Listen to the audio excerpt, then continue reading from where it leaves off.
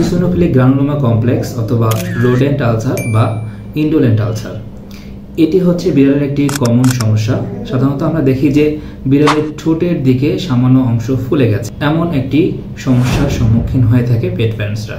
এটি সাধারণত হয়ে থাকে অ্যালার্জিক রিয়াকশনের কারণে অথবা কোনো কারণে যদি কোনো ফ্লি তাকে বাইট করে, সেক্ষেত্রে এই সমস্যাটি হয়ে থাকে। এই ধরনের সমস্যা যদি আপনি কখনো ফেস করে থাকেন তাহলে আমাদের দেওয়া হোয়াটসঅ্যাপ নাম্বারে আপনি যোগাযোগ করতে পারেন। এই ধরনের সমস্যা আমরা অনেকগুলো সলভ করেছি, আশা করি আপনারা সঠিক ট্রিটমেন্টটি পাবেন।